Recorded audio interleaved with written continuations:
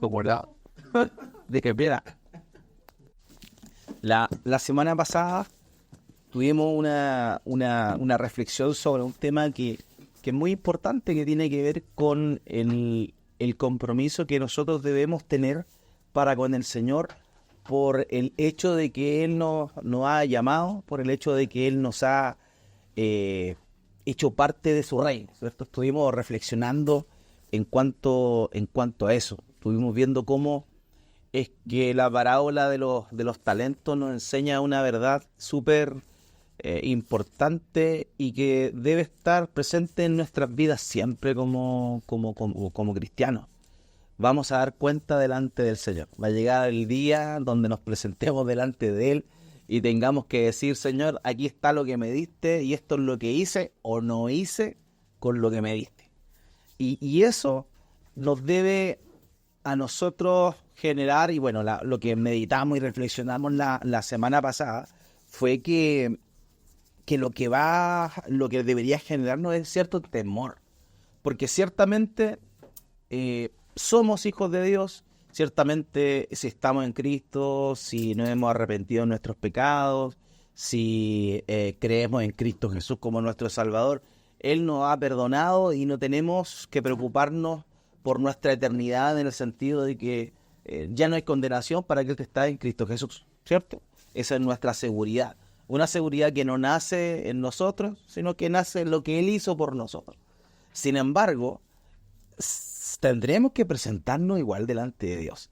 Y eso es algo que de pronto se nos ha olvidado de la retina. O sea, ha salido de nuestra retina, ha salido de nuestra memoria, y quizá de pronto la doctrina de la elección, la doctrina de que somos salvos y esa salvación no la podemos perder, de alguna manera genera una tranquilidad que está bien, pero por otro lado, siempre debemos tener presente que la salvación no es el fin, sino que es el comienzo de lo que tiene que ver con nuestra vida espiritual.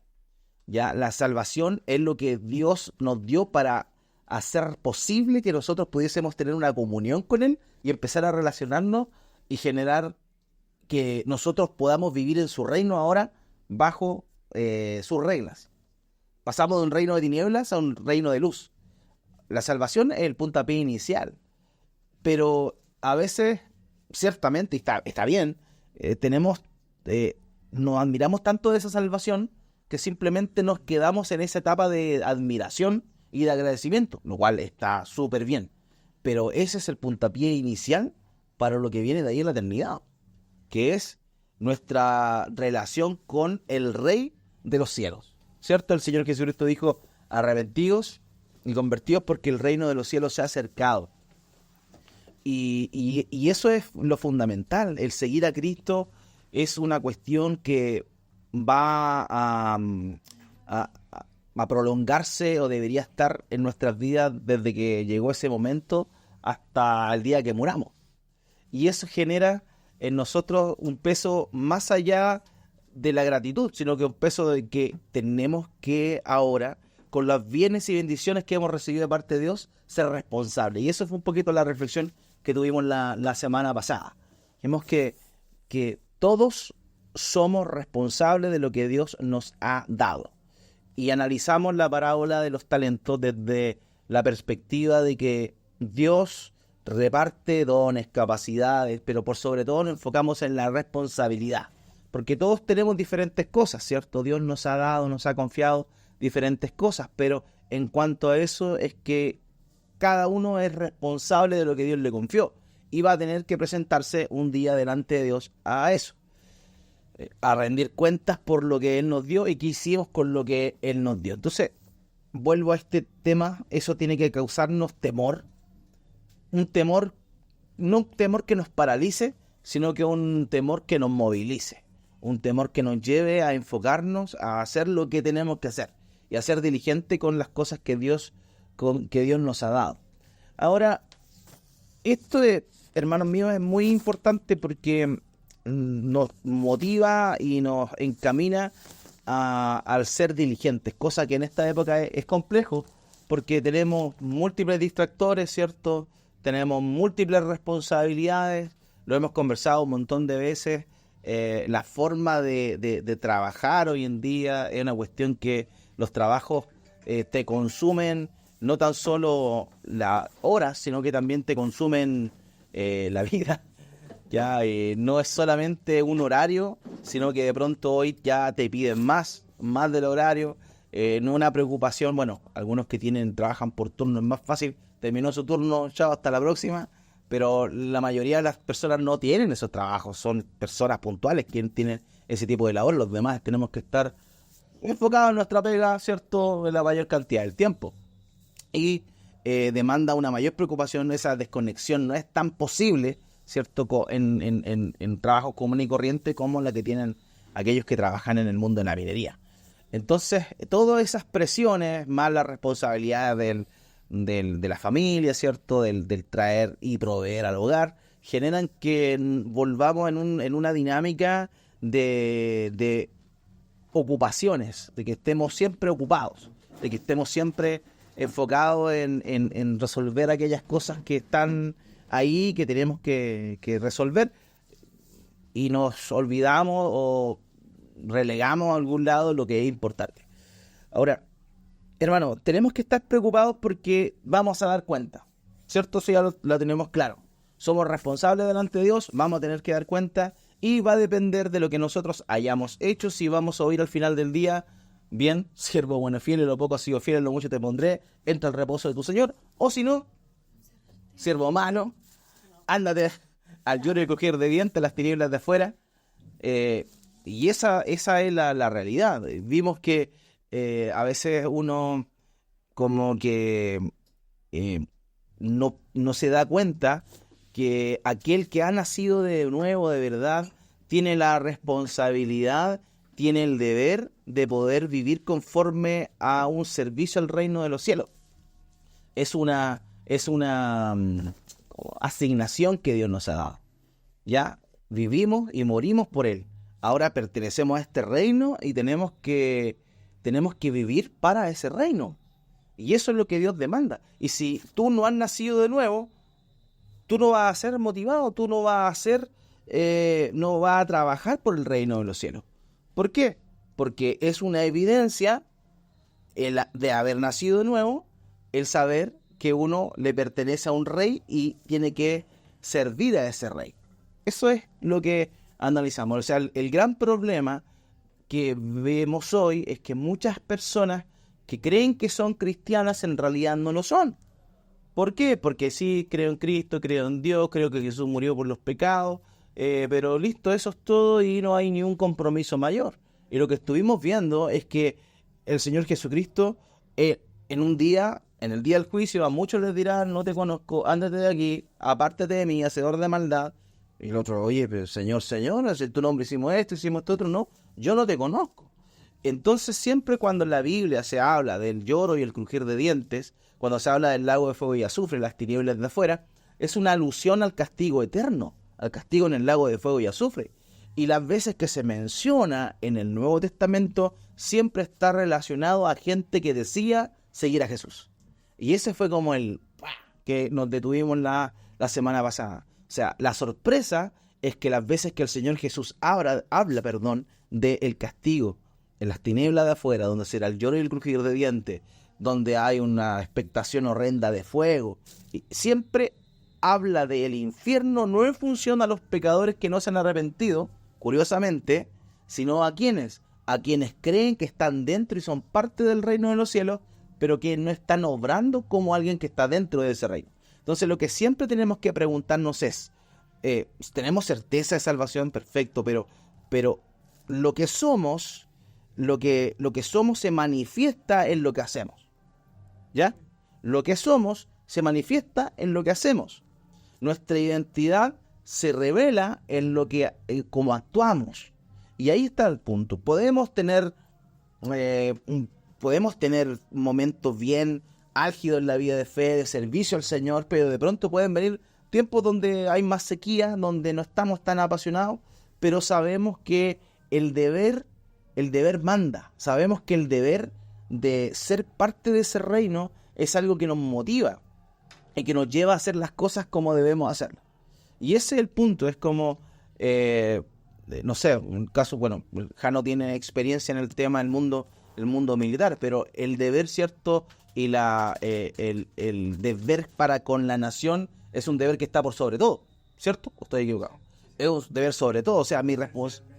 Sí, pues, es la esencia, o sea, lo primero es la patria, lo primero es, en mi país, es mi reino, el reino en el cual pertenezco y el cual yo me comprometí a hacer. Entonces, el deber es lo que los motiva, aunque a veces no tengan ganas de, o si hay un conflicto bélico y no tengo ganas de ir, tienen que ir, porque es su deber. Lo mismo sucede con aquel que ha nacido de nuevo. Puede que, qué flojera, pero es su deber, es su naturaleza. Y si no lo siente y le cuesta, tiene que analizarse si realmente nació de nuevo o no. Y si no ha nacido de nuevo, pedirle perdón al Señor y que el Señor haga su obra. Entonces, eso es muy importante, queridos. Tenemos que recordar que el ser un hijo de Dios se manifiesta, se revela en lo que hacemos y en la inclinación a lo que hacemos. ¿Ya?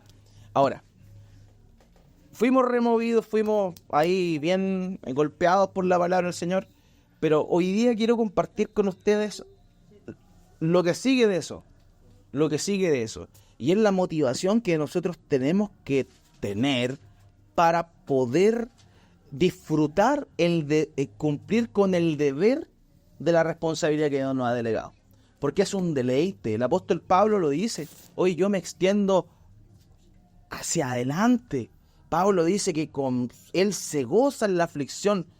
Filipenses es una epístola que él escribe en la cárcel y continuamente habla del gozo, del regocijo. ¿Cómo una persona que está en la cárcel está gozosa? Porque él entendía cuál había sido su llamado y sabía que lo que estaba pasando en ese momento no se comparaba en nada con lo que él esperaba. Entonces, hermanos queridos, nosotros tenemos que saber que Dios nos ha llamado, nos ha comisionado a servirle. Él quiere que nosotros seamos piezas en su reino, pero también hay beneficios con esto, y aquí es donde esto es maravilloso. No es solamente el peso de la responsabilidad, sino que aparte de la responsabilidad viene otra cosa que tiene que ver con las promesas que Dios nos ha dado, de aquellas cosas que nos va a dar por renunciar momentáneamente a deleites de este mundo con el fin de priorizar lo que tiene que ver con su reino. Quiero invitarle a que abran su Biblia en Mateo 6. Mateo 6, versículos 19. Mateo 6.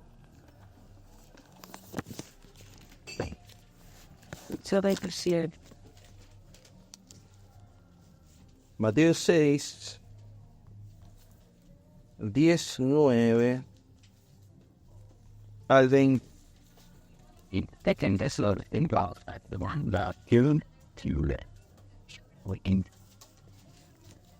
Mateo 6, 19 al 20. Es el 29. Por favor, mi hermano. Dice, no os hagáis tesoros en la tierra, donde la polilla y el orín corrompen, y donde ladrones minan y hurtan. Sino haceos tesoros en el cielo, donde ni la polilla ni el orín corrompen, y donde ladrones no miran ni hurtan. Porque donde esté vuestro tesoro, allí estará también vuestro corazón. Hasta el 24. La lámpara del cuerpo es el ojo, así que si tu ojo es bueno, todo tu cuerpo estará lleno de luz. Pero si tu ojo es maligno, todo tu cuerpo estará en tinieblas. Así que si la luz que en ti hay, es tinieblas, ¿Sí? ¿cuántas no serán las mismas tinieblas?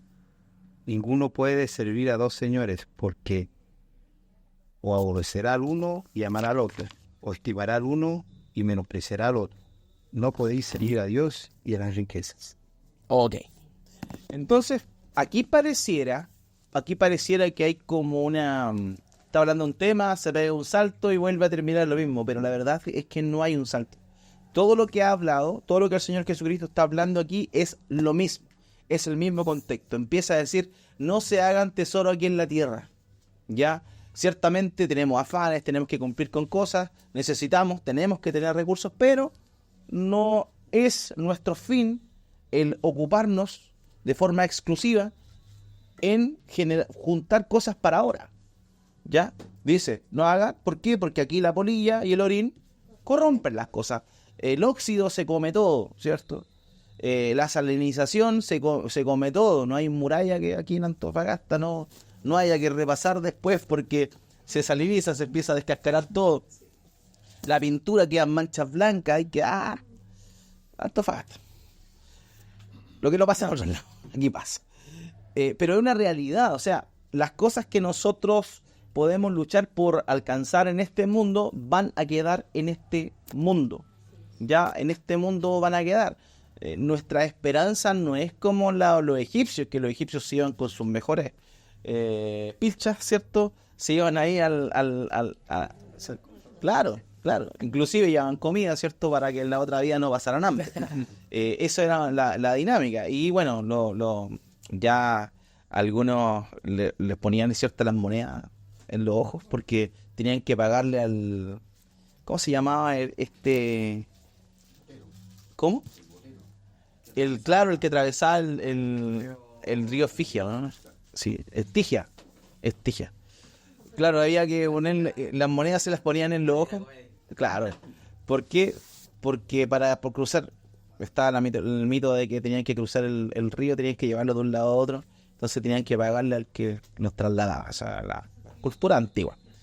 Entonces, no nos llevamos el dinero, no lo llevamos. De hecho, desnudo venimos a este mundo y desnudo nos vamos a ir de vuelta. O sea, y si nos vamos vestidos, se va a podrir la cuestión, se va a polillar y nada va a quedar acá. Entonces, lo que el Señor Jesús está diciendo acá es, ojo, no hagan riqueza acá. Está bien vivir cómodo, está bien tener la seguridad, ¿cierto? Si uno es ordenado y puede tener esas cosas maravillosas, que las tenga, pero que tu ocupación máxima no esté en eso. ¿Por qué? Porque si es así, vas a perder el tiempo, porque todo eso va a perecer.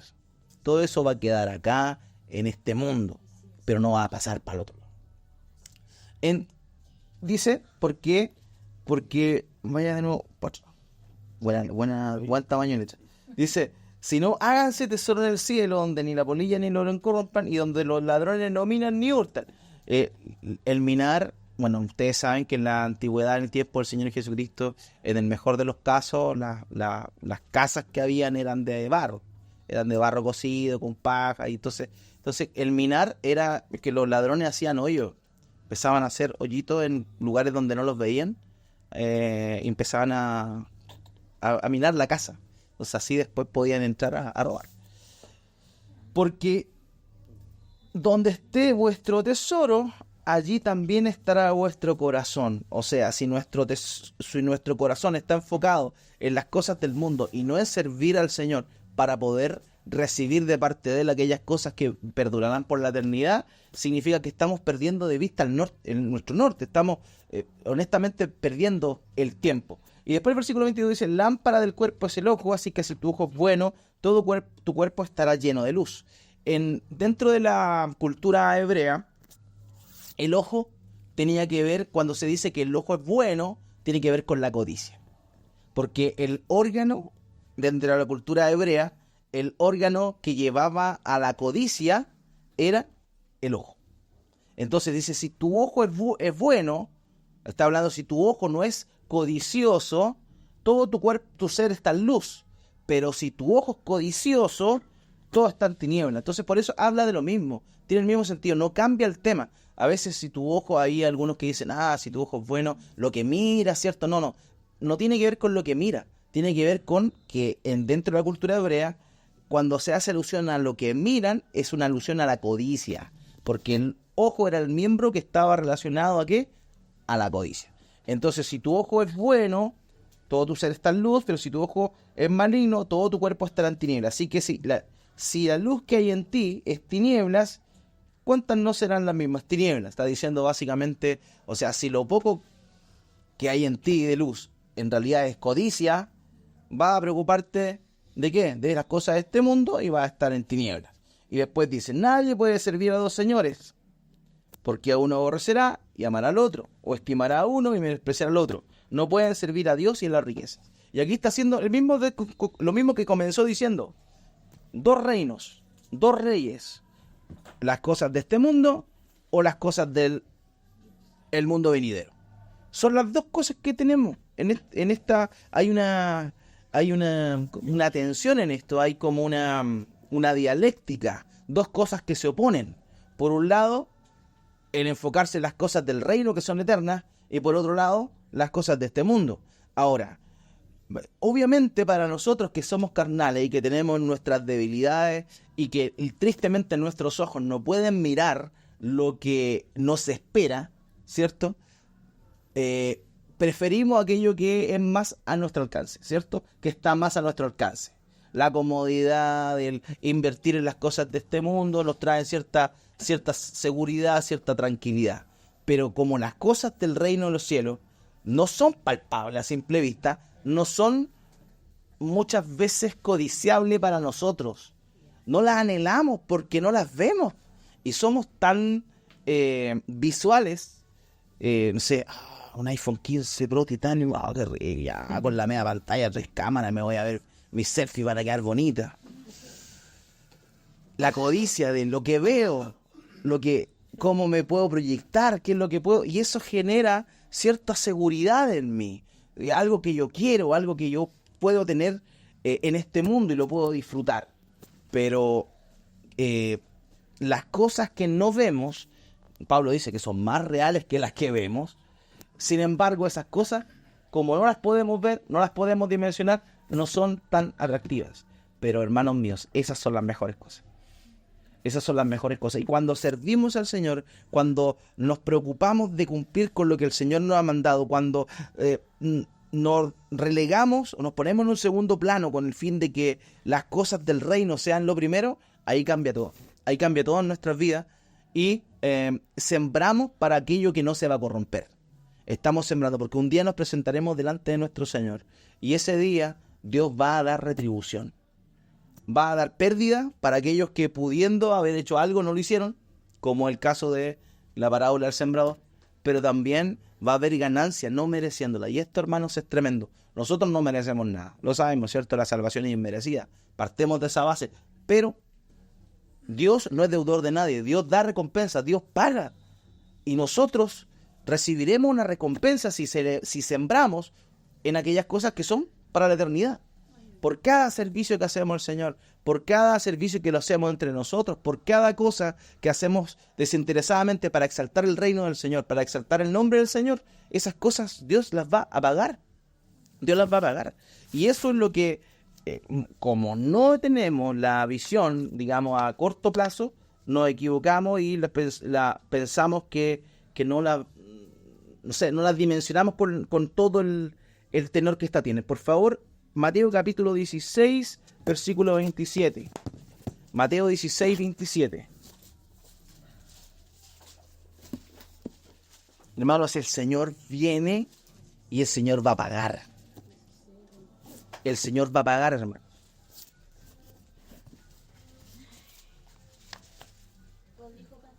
Mateo 16, ¿En Mateo? 27. 17. Sí. Porque el Hijo del Hombre vendrá en la gloria de su Padre con sus ángeles, y entonces pagará a cada uno conforme a su obra. Sí. ¿Eso no? Sí. Ya. ¿Qué va a hacer? El Señor va a pagar. Va a pagar por sus obras. O sea, Dios va a pagarlo a nosotros por lo que hicimos o lo que no hicimos. Entonces, eso debe ser una motivación para nuestra vida, porque Dios no es deudor de nadie. Él va a pagarnos. No lo merecemos, pero Él nos va a pagar. Él va a darnos cosas que no merecemos, pero porque Él quiere. Entonces, esto es tremendo, hermanos míos, y tiene que ser una motivación para que nosotros renunciemos a aquellas cosas que de forma pasajera pueden traer algún tipo de retribución, para que nos enfoquemos en las cosas que son eternas y que serán mucho mejor que aquellas que nosotros hoy día podemos observar. Miren, Lucas capítulo 6, versículo 35. Lucas 6, 35.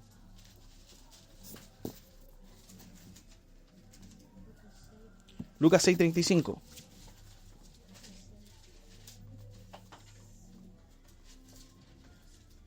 Desde 35. Sí. Lucas 6, 35. Adelante, hermana, por favor. Amad, pues, a vuestros enemigos, y haced bien, y prestad, no esperando de ello nada, y será vuestro galardón grande, seréis hijos del Altísimo, porque eres benigno para con los ingratos. Será vuestro galardón grande. O sea, hay una recompensa. Todas las cosas que hacemos en Cristo y por Cristo tienen recompensa. Y esas recompensas no son perecederas. Esas recompensas no son simplemente cuestiones que van a quedarse aquí, como las que podemos obtener si solamente nos enfocamos en las cosas de acá. Entonces, vayan ahora a Mateo capítulo 19, versículo 29. Mateo 19, 29. 29.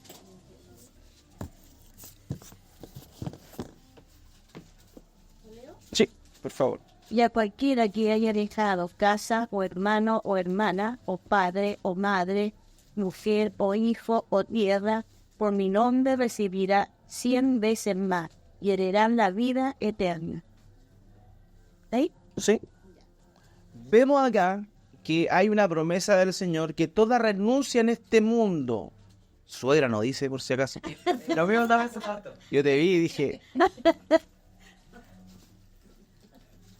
Dije, está. toda renuncia. Para mí. Toma esa palabra. La sello. La mando, ¿no? Voy aplagiéndola. Entonces, ¿qué es lo que vemos? Vemos cómo es que el Señor va a pagar, el Señor va a retribuir, el Señor va a recompensar toda renuncia que nosotros hagamos en este mundo. Entonces, eso tiene que ser algo que nos anime, pues, hermanos, tiene que ser algo que nos despierte.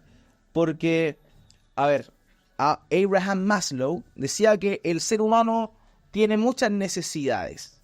Muchas necesidades. Y una de las características de las necesidades, bueno, hay tres características, que son múltiples, que son infinitas y que son jerarquizables. ¿Ya?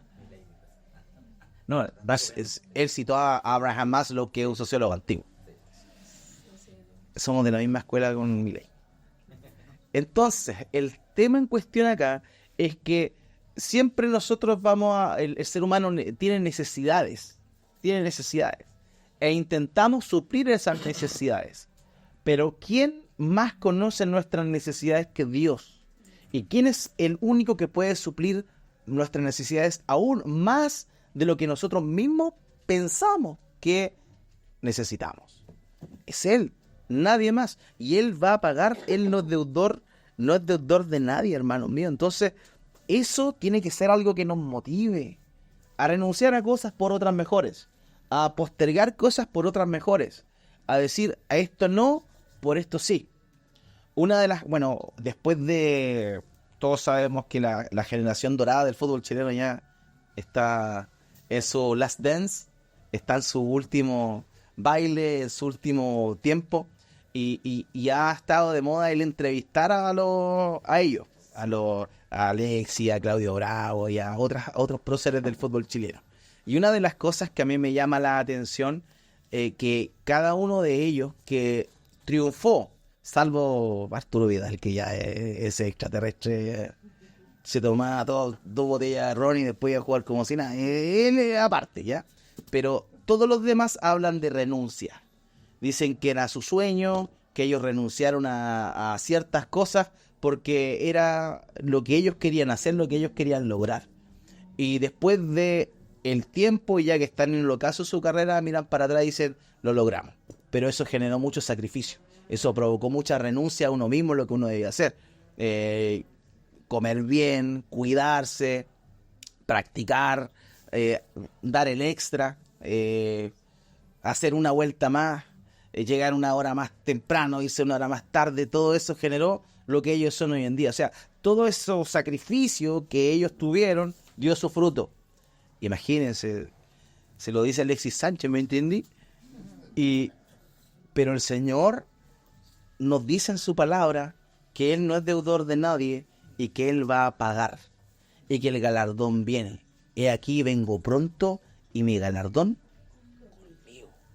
O sea, el Señor viene, hermanos míos. No, y si no viene todavía, nosotros vamos a su encuentro y vamos a tener ese momento de encontrarnos con Él, el momento en el cual Él nos va a dar, digamos, lo que nosotros hicimos, toda esa renuncia, todas aquellas cosas que postergamos por amor a Él y a su reino.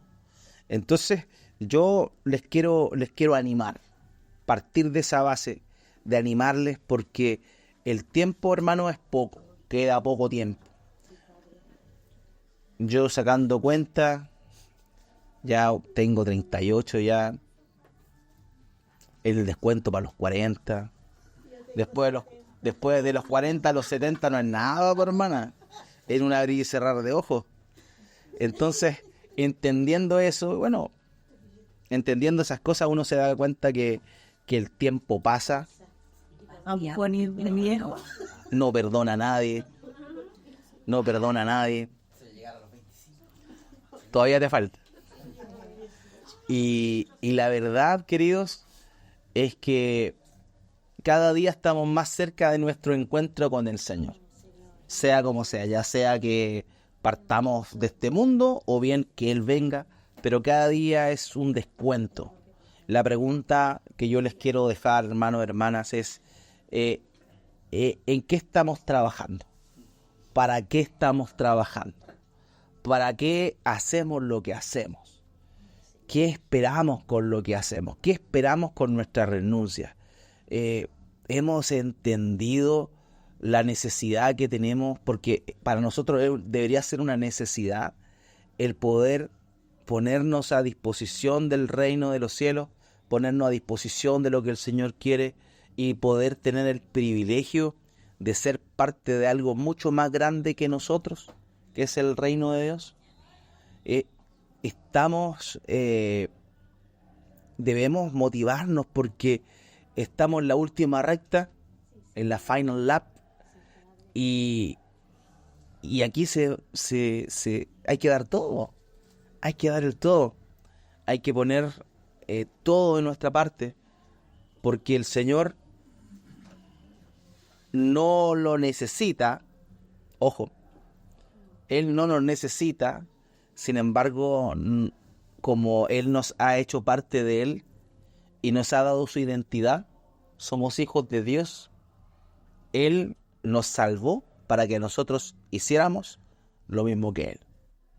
Nosotros somos sus hijos, pero el verdadero hijo es Él. Y Él dio el todo. Él sirvió con todo. Él se negó con todo. Entonces lo que Dios espera de nosotros, lo que nuestro Señor Jesucristo espera que hagamos, es lo mismo que Él. ¿Cierto? La vida que ahora vivo en la carne, la vivo en la fe, en el Hijo de Dios, el cual me amó y se entregó por mí. ¿Cierto? Pablo a los Gálatas: ya no vivo yo, Cristo vive en mí. Entonces, hermanos, eso es lo que tiene que llevarnos a nosotros a saber el peso de la responsabilidad. Sí, si soy hijo de Dios, tengo que darlo todo. Pero si soy hijo de Dios, sé que Él me va a recompensar. Sé que Él me va a recompensar. Quiero invitarles, por favor, a que abran sus Biblias en Apocalipsis. Apocalipsis capítulo... Vamos a ir del capítulo 12 en adelante. 2.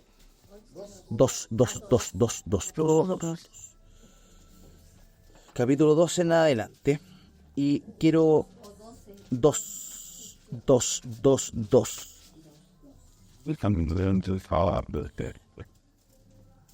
Y quiero invitarle a leer algunos textos seleccionados. Capítulo 2, versículo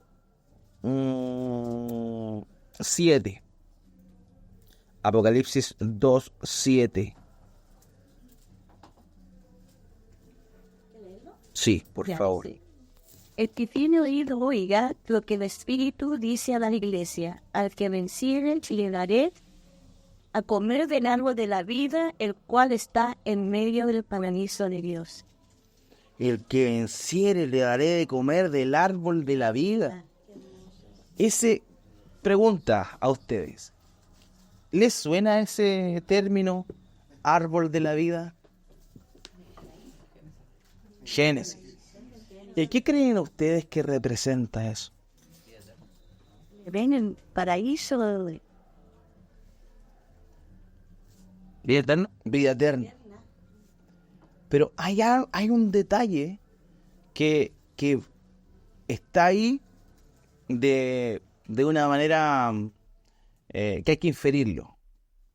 El Edén y el árbol de la vida era el alimento y el lugar que el ser humano, Adán y Eva, tenían acceso cuando estaban en plena comunión con Dios, sin la presencia del pecado.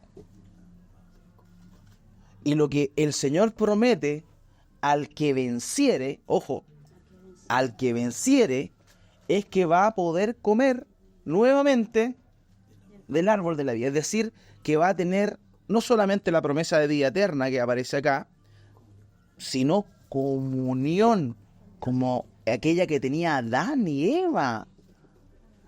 El poder estar en la presencia del Señor, continuamente estar con Él.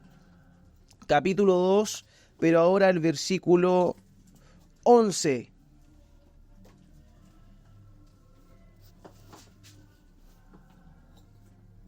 dice, el que tiene oído oiga lo que el Espíritu dice a la iglesia. El que venciere no sufrirá daño de la segunda muerte. No sufrirá daño de la segunda muerte.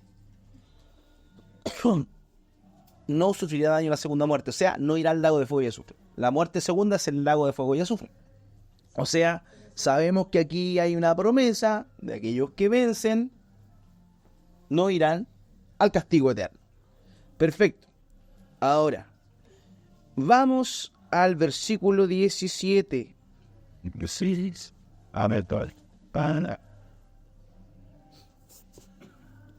Dice, el que tiene oído, oiga lo que el Espíritu dice a la iglesia. Al que venciere le daré a comer del maná escondido, y le daré una piedrecita blanca, en la piedrecita escrito un nombre nuevo, el cual ninguno conoce, sino aquel que lo recibe. Cuando aquí hay una promesa bien interesante, que es el tema del maná. El maná sabemos que es la provisión de Dios durante el periodo que Israel estuvo en el desierto, ¿cierto? Todos los días Dios proveía alimento, que era como una semilla de cilantro, ¿cierto? Un sabor bien especial, que todos los días ellos comieron durante los 40 años que estuvieron ahí en el desierto. Y dice, y le daré una piedrecita blanca, y en la piedrecita escrito un nombre nuevo. ¿Qué saben ustedes sobre los nombres nuevos en la Biblia? ¿Qué saben ustedes sobre los nombres nuevos? Cada uno. Claro, pero... Hay casos especiales que cambian nombre a las personas. Como Abraham, Claro.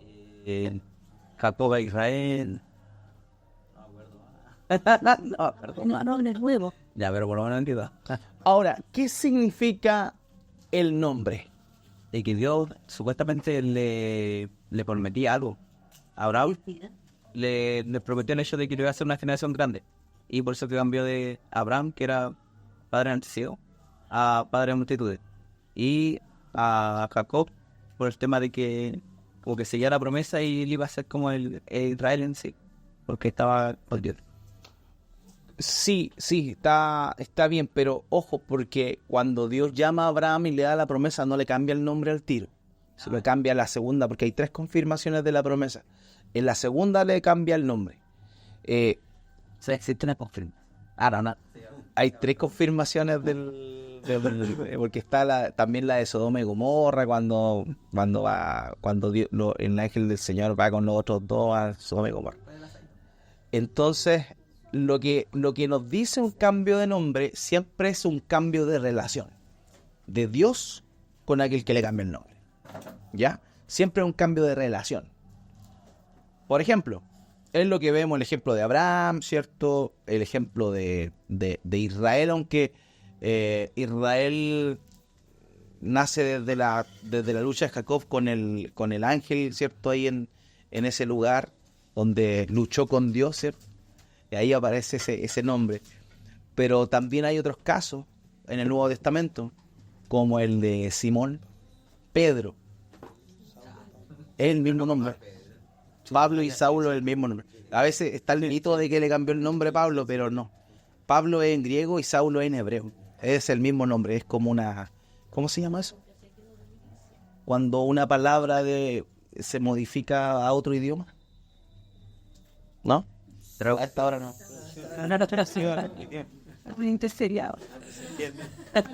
Un cognado. Se llama esa cuestión cognado. Es eso. Entonces, como que es como el cambio de un idioma a otro. Para los hebreos era Saulo, que es Saúl, pero para el griego era Pablo, que es la misma palabra, pero en la transliteración.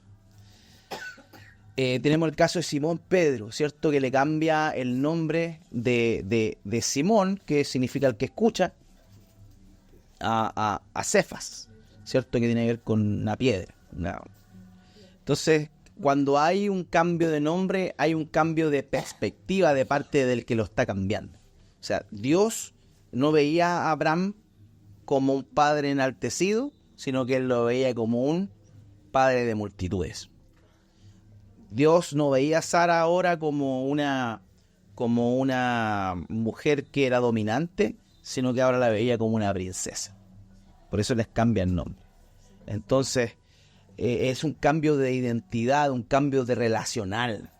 Lo que está prometiendo acá es que al que venciere, Dios nos da un nombre nuevo, como decía la hermana, pero el nombre no es solamente un nombre. O sea, no te va a llamar Federico, Valdivieso. No. Y me llaman Edith. Edita. No es. Tiene que ver más allá de un cambio así como de nombre, es como Dios nos ve, cómo Dios se relaciona con nosotros. A veces nosotros nos vemos de una manera. Imagínense Jacob. ¿Qué significaba Jacob? Claro, el sentido es el que usurpa, pues significa literalmente el que toma por el talón. Pero siempre él tiene un sentido de aplicación, llamemos, es como la acción y la aplicación. En este caso, sale así nomás. Sí. Entonces, y ahí viene el usurpador, ¿cierto? Porque él quería tomar el lugar, quería salir primero. Eso le toma el pie y el que toma por el talón y se entiende que Jacob significa el usurpador. Entonces, Dios nos promete eso. Dios tiene una relación especial con cada uno de nosotros. Y en la eternidad va a ser así igual. O sea, un nombre nuevo es una nueva relación. Dios va a tener una relación distinta a la que nosotros tenemos con Él ahora. Pero única, cada hijo tiene su propia relación con Dios. Y eso es maravilloso. ¿O no? Dígame. Yo soy escuché eso una hermana hacer una amiga que me decía porque el Señor tiene el nombre nuevo para nosotros y yo como decía así ya lo entiendo lo que se dice porque tomamos el nombre con propósito, porque generalmente uno cuando busca un nombre bonito así como que no le busca mucho el nombre que se porque le gustó, y muchas veces porque le gustó a una persona y me gusta el nombre de ella y al final la persona y lleva el nombre de esa actor. Claro, y es verdad, si esto se nos quiere un nombre con propósito en el sí. Yo creo que tengo un buen nombre. Optimus. De Magnus Optimus. Tú te llamas Optimus. De más.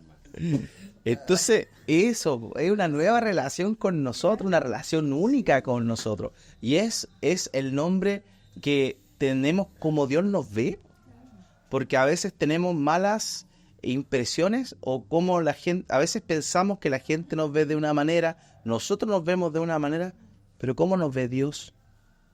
Es una incógnita para nosotros, pero ahí lo sabremos. En ese momento lo sabremos, una promesa que el Señor nos da de tener una relación con cada uno de nosotros de una manera íntima y personal. Ahora sáltense al versículo 26.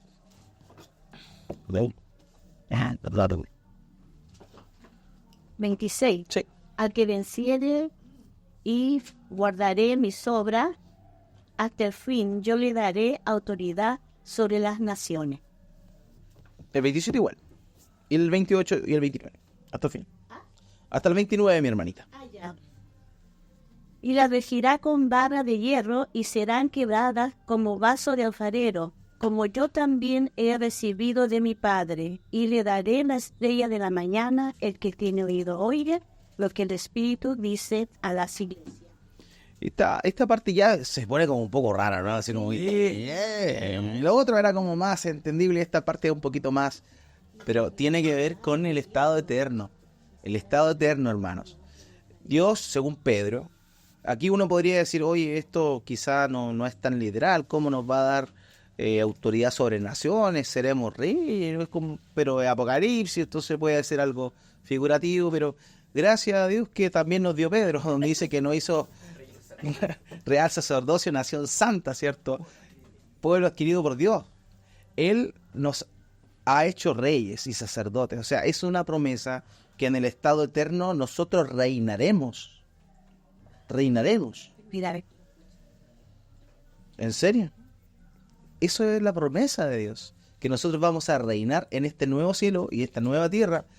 Por eso, cuando a veces se piensa que la eternidad es para descansar, estamos muy equivocados. La eternidad es para trabajar, es para trabajar, ¿ya? La Margarita ya es reina, es reyes, ¿no? Pero nosotros todos somos reyes y sacerdotes en el nombre del Señor y lo seremos y lo trabajaremos en la eternidad, o sea, seremos reyes y sacerdotes. No, yo no sé honestamente cómo será eso, probablemente hay una nueva creación, una nueva humanidad, no lo sé, honestamente no se me ocurre. Pero que vamos a reinar sobre algo, vamos a reinar sobre algo. Supone que vamos a tener un cuerpo nuevo y un nombre nuevo. O sea, lo del nombre nuevo entendámoslo como una nueva relación con Dios, más allá de que no... Con el cuerpo glorificado solamente será eso. Bien marcado, bien tonificado, sí. Este cuerpo decadente se parece más al de Munra. Se parece más al de Munra. Oye, pastor, Diga. pero está eso lo que dice el versículo, lo que te dice de la nueva humanidad es interpretativo, ¿no? No, que habrá naciones. Sí, porque es lo que yo me pregunto bajo la lógica de que si todos vamos a reinar, ¿sobre qué vamos a reinar? Sobre seres. ¿Qué seres? ¿Pero lo dice la Biblia? Sí, ¿En serio? sí. Lo acabáis de leer. No, pero... Aparte de eso. O sea, uno interpreta el tema de las naciones y todo eso. Como que va a haber Una nueva humanidad. y nosotros vamos a estar por sobre esa humanidad. Sé que puede ser como jerárquico, ser Por eso hay niveles de premio. Por eso, cuando dice, hay una variante de la parábola de los talentos. Voy a buscarlo. O sea, se entiende que aquellas personas que han sido martirizadas van a estar en otro escalón, podríamos decirlo, en comparación a nosotros. no básico. Su estado de vida. Sí. Sí. Sí, premio. Dice que el Señor, lo acabamos de leer Mateo 19, cuando dice que nadie que haya dejado padre, casa, claro, recibirá Ay. Disculpe, bastante. adelante. Primero lo carnal, después lo espiritual. Así. Obviamente es como Permiso. Sí, estaban sacando picas hace rato. Lucas 19. La última para cuidar el cuerpo fitness. Bien. On back to it. Lucas 19. Lucas 19. Yo voy a un poquito más adelante. It's right up there. They're reaching me. Esta es la variante de Lucas de la parábola de los talentos. Lucas 19, versículos 11. Bien. Una parábola de las 10 chiquillas. De las 10 que se creían, mira. ¿Quién la lee, por favor, desde el versículo 11 en adelante? Sí, 19, 11 en adelante. Adelante. Sí, del 11 en adelante. ¿Quién lo lee por sí? Then Hodge, this is his mammo, honeys. Unstop. Ya. Parábola de las 10 minas. Oyendo ellos estas cosas, prosiguió Jesús y dijo una parábola. Por cuanto estaba cerca de quien y ellos pensaban que el reino de Dios se manifestaría inmediatamente. Dijo pues, un hombre noble se fue a un país lejano para recibir un nuevo reino y volver. Y llamando a 10 siervos tuyos, les dio 10 minas y les dijo, negociad entre tanto que vengo. Pero sus conciudadanos le aborrecían y enviaron tras él una embajada diciendo, no queremos que este reine sobre nosotros. Aconteció que vuelto él, después de recibir el reino, mandó llamar ante él a aquellos siervos a los cuales había dado el dinero, para saber lo que había negociado cada uno. Vino el primero diciendo, Señor, tu mina ha ganado 10 minas. Él le dijo, está bien, buen siervo, por cuanto en lo poco has sido fiel, tendrás autoridad sobre 10 ciudades. Vino otro diciendo, Señor, tu mina ha producido 5 minas, y también a este dijo, tú también sé sobre 5 ciudades. Vino otro diciendo, Señor, aquí está tu mina, la cual he tenido guardada en un pañuelo, porque tuve miedo de ti, por cuanto eres hombre severo, que tomas lo que no pusiste, y ciegas lo que no sembraste. Entonces él le dijo, mal siervo, por tu propia boca te juzgo.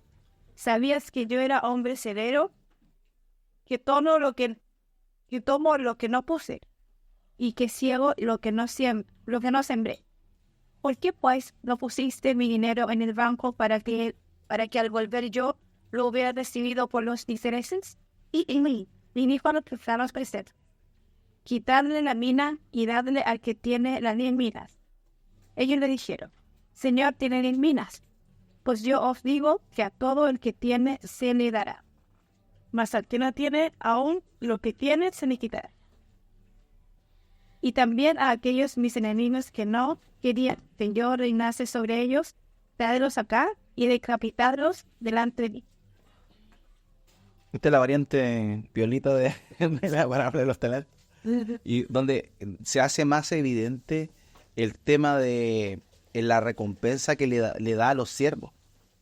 Ya, en cuanto a que él se fue, iba a volver. Y aquí todo el contexto es del juicio final. Todo lo que está diciendo aquí es un contexto del juicio final. Entonces, imagínense, no tiene relación el hecho de haberle dado minas y que lo que recompensa haya sido ciudades.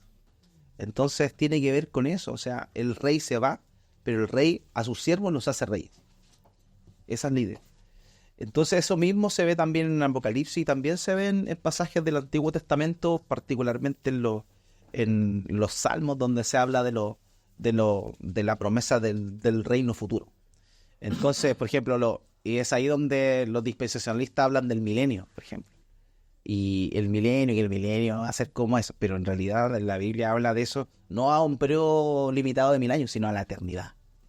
En la eternidad va a ser así, no a un periodo de 1000 años acotado, digamos. Entonces, las promesas son claras. El Señor nos dice que si somos fieles, reinaremos con Él. Reinaremos con Él. No somos quienes para hacerlo. Y es un poquito lo que C.S. Lewis quiso mostrar cuando escribe su novela en las Crónicas de Narnia. Él habla, ¿cierto?, de unos hermanos que entran a un armario y llegan a Narnia, y ahí ellos son reyes, y ellos tienen que reinar, pero son reyes junto con otros reyes, pero también con el rey más importante, que es el león, que es Aslan. Entonces esa es la visión, eso es lo que C.S. Lewis quiso como mostrarlo en forma de novela, todo lo que él había entendido en la Biblia. Entonces, en realidad, hermanos míos, es una gran promesa que Dios nos ha dado, el hecho de que vamos a reinar con el Señor. Vamos a tener potestad sobre naciones, sobre reinos. Hay unos que no administran bien su casa, van a tener que aprender porque le va a tocar administrar un reino. Capítulo 3, versículo 5. De Apocalipsis, sí, estamos en Apocalipsis.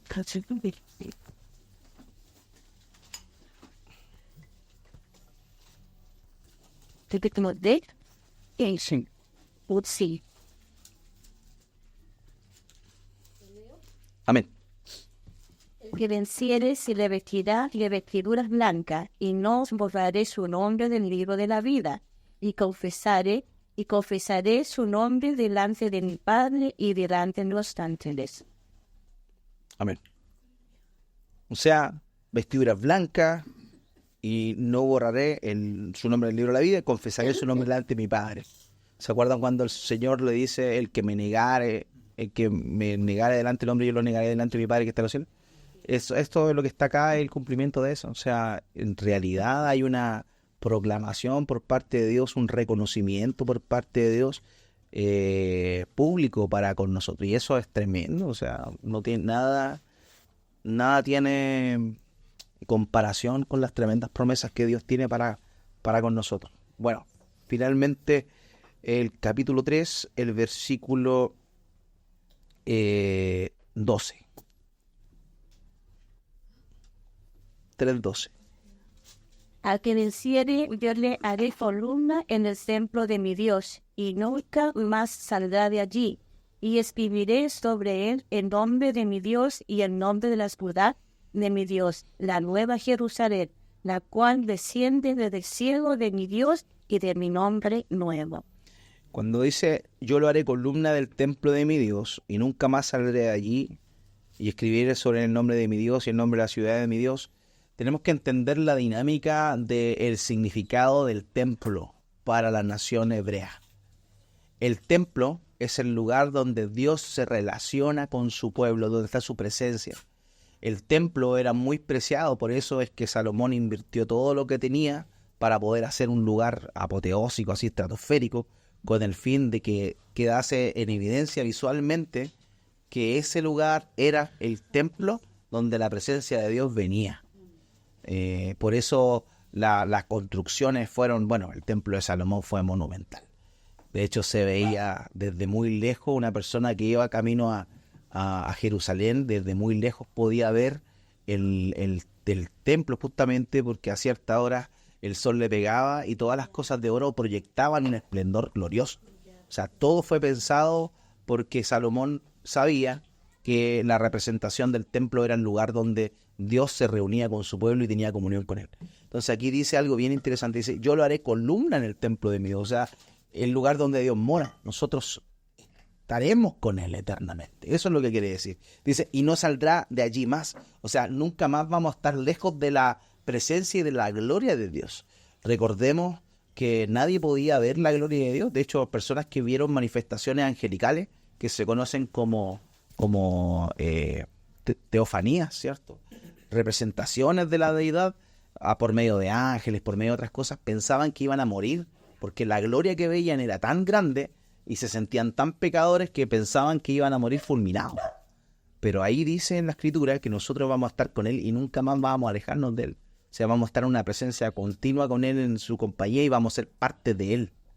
Entonces, esas promesas son tremendas, son maravillosas y son, insisto, pueden que en estos momentos en el corto plazo no se vean tan apetecibles. Sin embargo, son tremendas porque son promesas que, bueno, ni ojo vio, ni oído vio, ni han subido el corazón de hombre. Entonces, hermanos míos, no hay nada que hagamos por Dios y su reino que no vaya a ser retribuido. No hay nada que hagamos por Dios y su reino que no vaya a ser retribuido. Por tanto, sirvamos al Señor con temor, como dice el Salmo. Sirvámosle con el temor de que tenemos que dar cuenta, pero también con la motivación de que todo lo que hacemos y lo que haremos va a ser recompensado por nuestro Dios. Por eso vale la pena hacer todo lo que tenemos que hacer.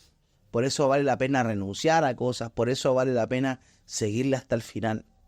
Mateo lo entendió, Jacobo, Juan, Pedro y Andrés lo entendieron, dejaron todo y le siguieron.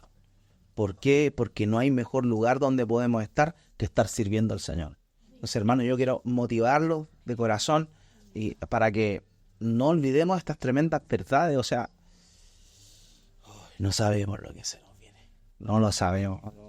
Es imposible dimensionarlo con nuestros sentidos tan limitados. Pero ánimo, que queda poco tiempo.